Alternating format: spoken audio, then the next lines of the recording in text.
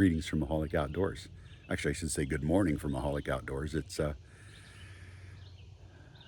10:30 on Sunday morning, and we got the rain we needed, which was a real plus. That was a blessing. I don't know, like 6 o'clock last night, give or take, somewhere in there.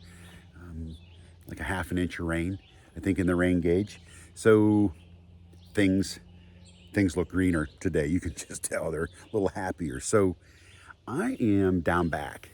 So last year I made a video on my apple tree right there, and there's a stand up in that oak. So this is, I call this the spruce plot. A number of years ago, now, my kids, when we first moved here, I want to say it was 2008, 9, somewhere in there, we planted about 100 Norway spruce trees in this plot. And I think I'm down to, probably less than 20. By the time you run them over with a tractor and hit them with some Roundup and burn them with some fertilizer, they come up missing. They get outcompeted by the grasses. Bugs. Oh, they're bad this morning. They're really bad this morning. They just end up coming up missing. So this has turned into about, it's like 0.7 acres. Might even be a little bit smaller than that now. It's, they've kind of taken over, and just, it is what it is, but it's, oh, is it nice. And I like this style of food plot because there's another stand. No, there's a maple tree right there. It's about 30 yards wide. Now it does widen out right here, but that apple tree gives me the focal point, and my big cornfield is right here. So they come kind of from the valley, they come from the woods. I've created some bedding right over here. You don't know which way they're coming, but typically, you know they're coming. If there's apples on the ground, that's a hard sell. They're not gonna, they're not missing those. So I have some other apple trees planted in some cages. I'm not really, I'll be honest, I'll be the first one to tell you, I'm not much of a tree guy. I got the farmer gene, I guess. So, thus my food plotting endeavors.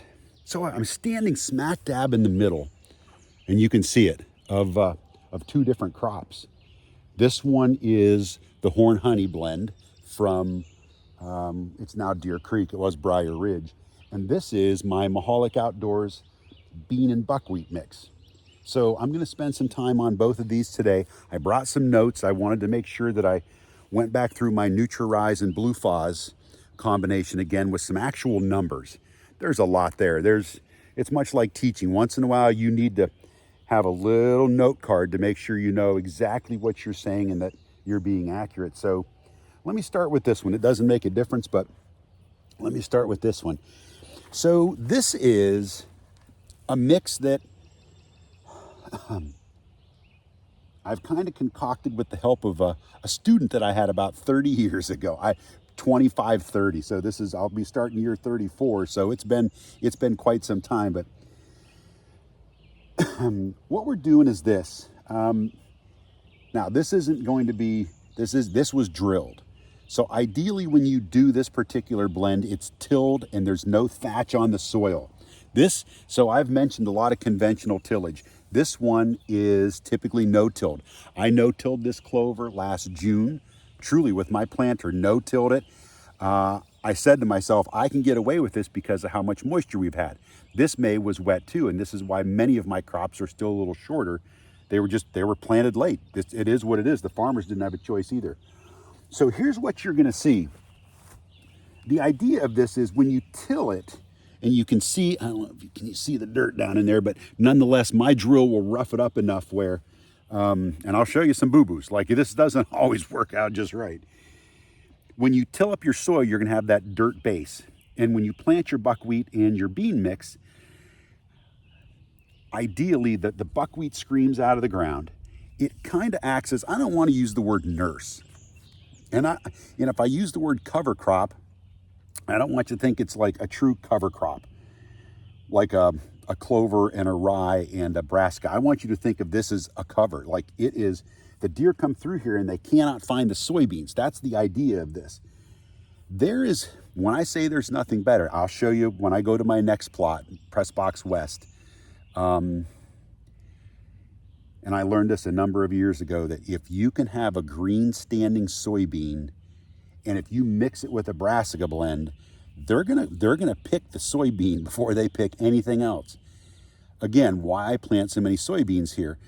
The pluses are huge. It's just, you have a spring crop that now takes all summer to grow, and you can watch it and take care of it and make sure it's going to do its thing.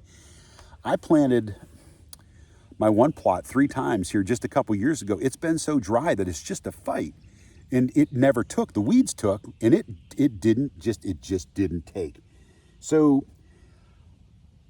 if you look, here they are. They're gently underneath the buckwheat. Okay, there's your soybeans. They're kind of hidden. There's some other things in here too, but that's there. You'll see this was a clover plot. My goal is to come through now. When you fry this buckwheat with glyphosate, you then broadcast over top, and the soybeans are left standing, and then you have weed control. It'll melt the buckwheat, just melt it. But you still have those standing soybeans. The problem with planting soybeans late is, if it's dry, they are not going to do a thing. They're just going to sit there, and they're not going to do anything. But this acts as kind of a cover where you can see them. Look at them. They're down in there hiding. Right, they're right there. They're hiding. Right there's a soybean. But I'm giving the deer, here you go. You want something to nibble on? And I can tell you where they're standing right now. They're not eating the buckwheat here. I planted buckwheat years ago. I got the same result. I'm not going to tell you they haven't nibbled something, but overwhelmingly they are not. They are, however, in the horn honey clover. All right. So let me come back to this. Make sure I hit this. This comes in a 50-pound bag. It's buckwheat and beans. You want the beans to grow. It's going to be a number 1. I don't care if they produce any pods. That's irrelevant to me in this particular situation. The other ones are totally different. But this is your cover, true cover, your hidden crop right here. It's hiding your beans. You do this, ideally you would have dirt below it. You then fry it. I have an overseed mix. You then come in, you blast your overseed mix. I don't like doing that stuff. And I tell guys, if you want to throw seed on the ground, go ahead. But this is the design of it. It's kind of I don't have the time. It's kind of a poor man's plot. I don't want to I don't want to run everything over. I want to leave this stand. I want the soybean standing. The only problem is, if you get some thatch on the ground, let me come over here so you can see this. If you get a lot of thatch, like this here, this is a good luck, right? Right here, you can see all the thatch. If you do have some soil, if you do have some little bare spots, then you got a better chance. But you're going into it knowing, right? You're not replanting, you're not retilling, you're broadcasting, and you're walking away, and you just keep chucking seed at it. But my overseed mix for 5 pounds is like $30, and it's all brassicas. It's mostly kale.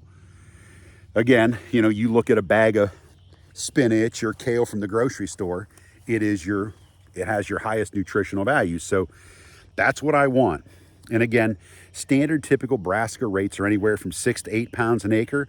Mine is 5, knowing full well I'm just throwing it on the ground, and I'm kind of praying for the rain to work it in and for it to come up. So that's my bean and buckwheat mix. It kind of stems from, no pun intended, it kind of stems from the buckwheat craze that's gone on for a while. And buckwheat's great for your soil, and I'm not going to, that's it. It's just the whole buckwheat thing is, I would rather spend my time growing a soybean that they will not only browse during the summer and have pods in the winter than grow in buckwheat. It's just, now in a small plot, remember, this isn't the plot that changes the farm. This is the plot where you have close encounters, right? This is your little kill pocket, whatever you want to call it. All right, so what's next? This is Briar Ridge Horn Honey Clover that was drilled last year. And one of my biggest complaints, whatever you want to call it, is my deer will not eat chicory. Well, they're eating it now. And I can tell you what they eat. They like the stems. The leaves, there's some leaves that are nibbled on, but for the most part, it's the stem. Why? I don't know. Is it the most moisture content? Right? There's a reason why. Do the leaves taste bad? There's like fuzzy things on the back of the leaves, and I don't know. Maybe it's just not palatable. I don't know. Now they will eat it when they're starving. Like I had some up around the house on one of the field edges I was playing with, and when it was December, if it's green, it's like they're eating it. So, but this horn honey plot was mowed once. It is a good looking plot, and you can see they're eating it. I've only mowed this one time. They are, oh my good, yep. They are really hammering this. Now, what does this particular clover plot get? It gets my premier legume fertilizer. And what I did is I wrote down some notes. There's a lot to this blend, and I wanted to kind of go back through it. I had someone reach out and ask me about it, and I'm like, it's really a pretty specific blend. So I'm going to go back through. So that particular blend, my premium legume blend, is a mix of two things. It's a mix of something called Blue Faz, which is relatively new, and Nutri-Rise. So chemically, component-wise, that Blue Faz is 28% phosphorus, and it actually has some nitrogen. So don't think that legumes do need some nitrogen. And this one has 3% N, 28% phosphorus. It does have 7% calcium and 9% sulfur. The sulfur has been one of my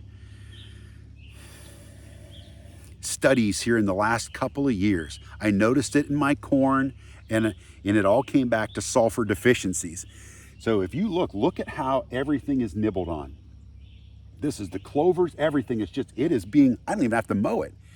Now, it also has, Blue Faz also has some micros. Now remember, this is a homogeneous prill, which is it's a cool word. It means everything is wrapped into one pellet. It has zinc, boron, copper, and manganese, all in one pellet.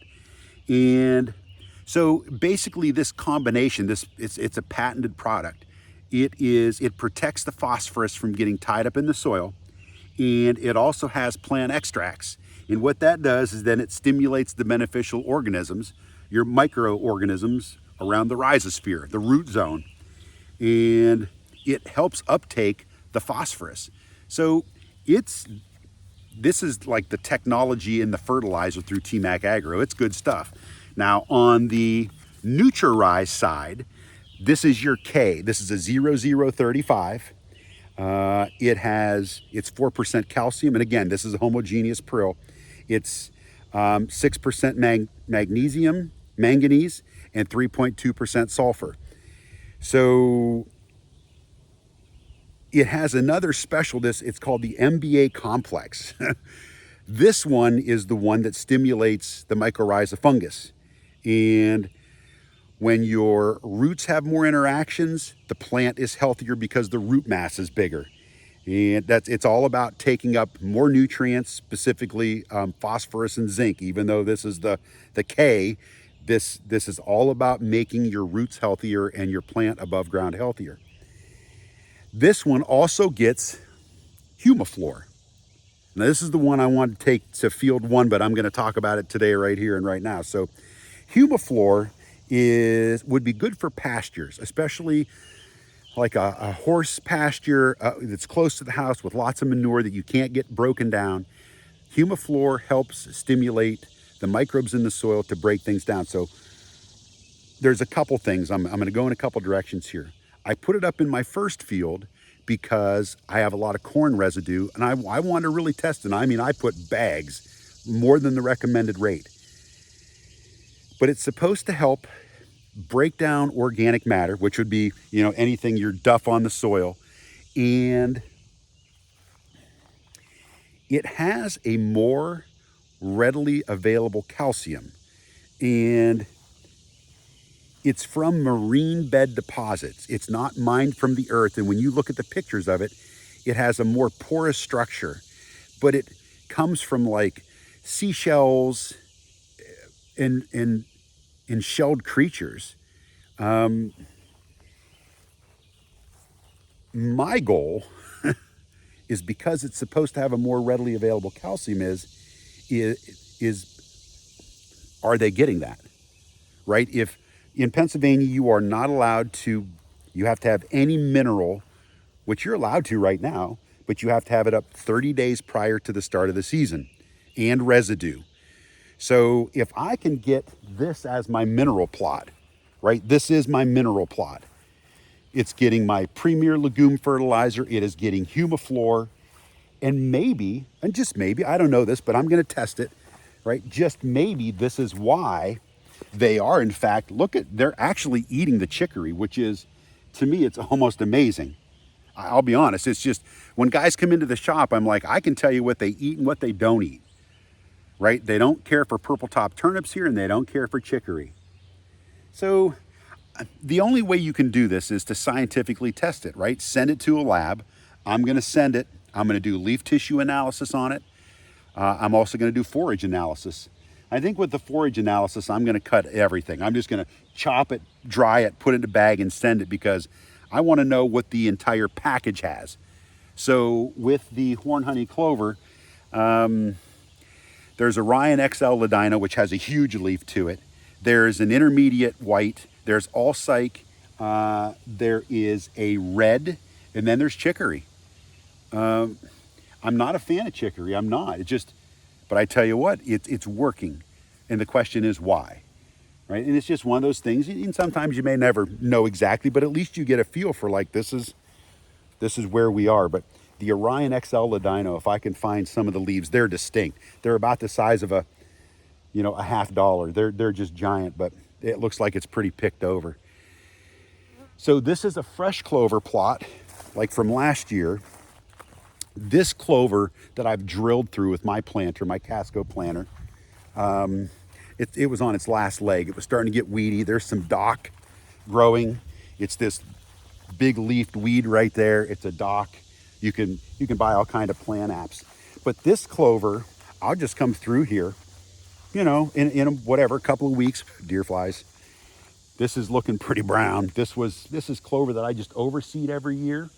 When you start getting the roots involved, they kind of pull some of the moisture, but that is a giant oak tree, drops lots of acorns. I got some other oak trees. There's that stand.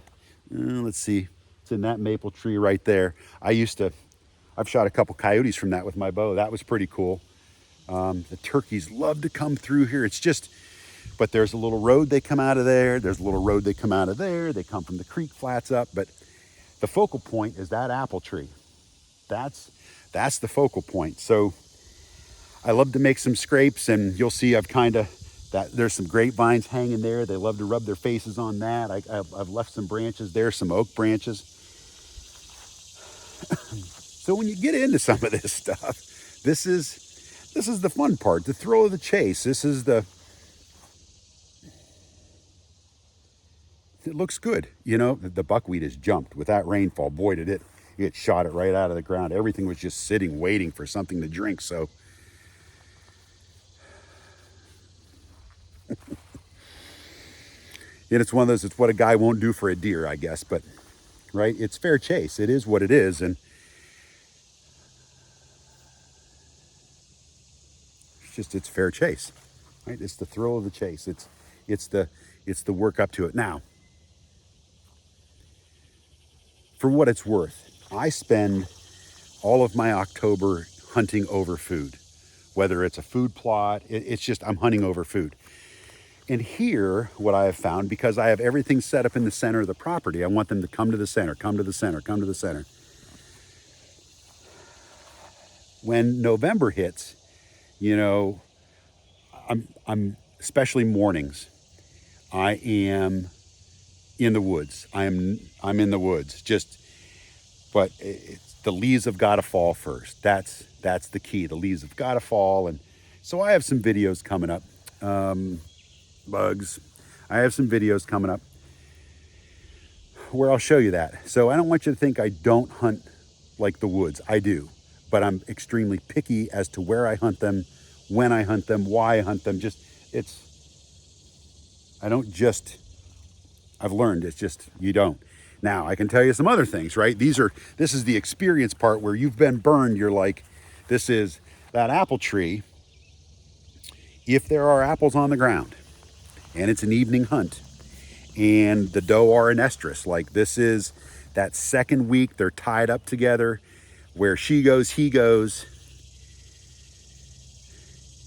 If there are still doe coming into this plot and there's apples on the ground, I will forego the woods and I will probably, I tough it out. I do. I know better, but I tough it out, because as soon as I go in the woods, if she is in estrus and he is behind her and she goes to the apple tree, he's following. That's all there is to it. Those are tough lessons. So there's a story behind that one, and that's a tough lesson. So, but I stay out of the woods. I do. I keep my path simple. They talk about entry and exit. You know, that's all you hear anymore is entry and exit. But it is, and there's so much truth to it. I don't want them to cross my boot path. It's not the bucks, it's the does. They're the ones who are going to just ruin your party every time. So there's some guys online. There's a couple in particular, one that really talks about, you know, activated carbon and so forth. And I have it in my water filter. I have a 20-inch Big Blue carbon filter in the basement that takes the odor out, and you can tell when that thing is junk. So my boots get doused with carbon. My breath, I take a lot of time on my breath and making sure that I'm not eating spicy potato chips and Doritos and things like that. But those are the ones they're going to get you on, is your boots and your breath. Those doe, they'll walk through the woods, and if they hit your boot track, they'll just stop and start looking around. They know. It doesn't matter if I've walked out here all summer or not. They know. So, well, words of wisdom. There you go. Hey, you know what I didn't do on purpose? Is this one. I've said in my corn videos that it's like, hey, I intentionally do this. That's a screw up. And I'll show you. This is where, when you start packing, see that? When you start packing weight on your drill, right there, what'll happen is, well, to break through the soil, you've got to have enough weight on the drill. And so what happens is the seed tubes get crinkled, and then the seed gets kind of stuck.